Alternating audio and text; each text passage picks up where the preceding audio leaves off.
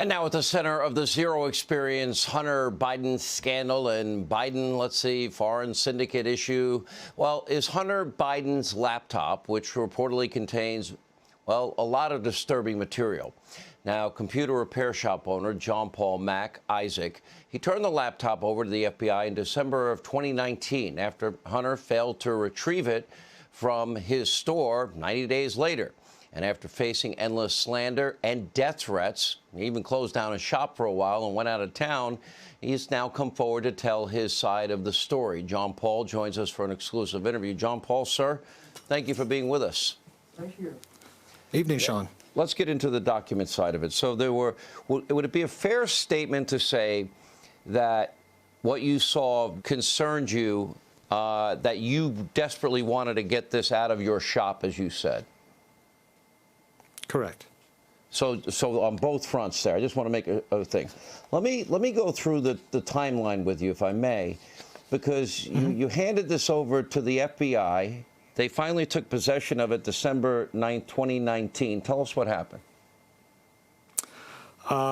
They came to the shop. Originally, they were planning to make a forensic copy of the drive. They couldn't guarantee that they could take the equipment away from me.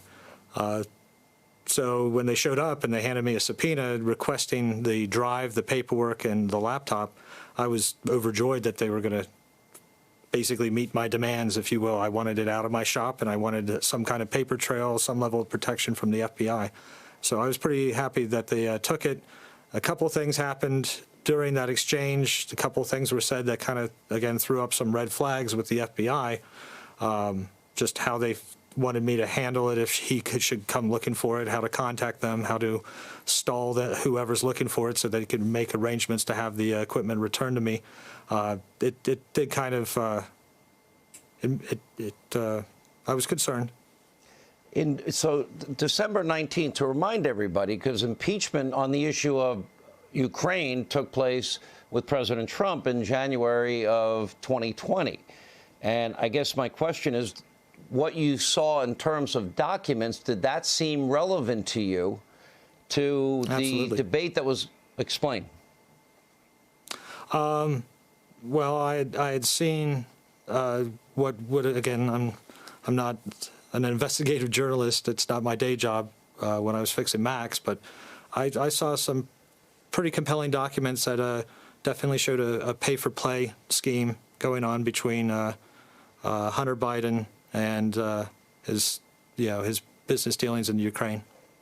Joe Biden claimed that he didn't know anything about his son's business dealing. Will the documents that you saw contradict that, incontrovertibly contradict that? Yeah, I think there was a lot of coordination. I saw a couple emails coming directly out of the White House to members of Burisma staff that, including the vice president's schedule, any discussions that were going on about Ukraine and policies with Ukraine were being sent directly to Vadim, who's the number 2 at Burisma.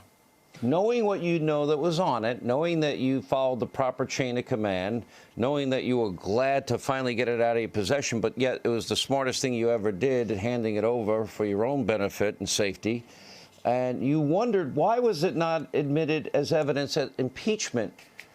Now, is the evidence that compelling, that it was that relevant? I assume, my interpretation is that you saw a flagrant double standard existed.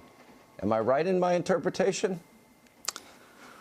Well, what I saw was, two young men that were definitely capitalizing off of at least one of their father's positions to drum up more value in their efforts to get more money, and it was definitely a pay-for-play scheme that.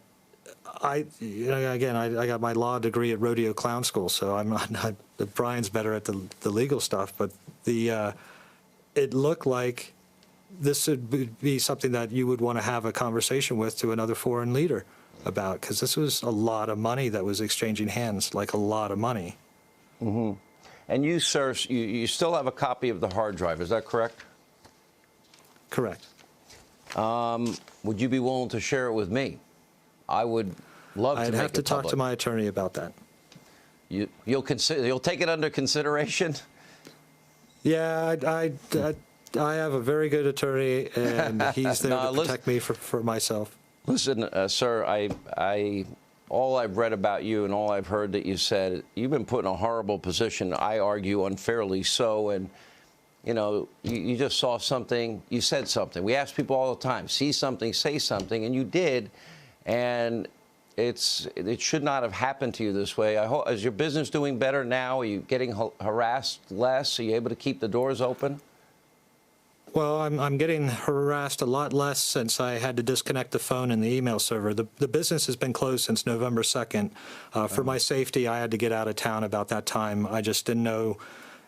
The hostility in my area was getting to the point where I didn't want to incite any anger. So I thought it was best that I just close the business and then get out of town.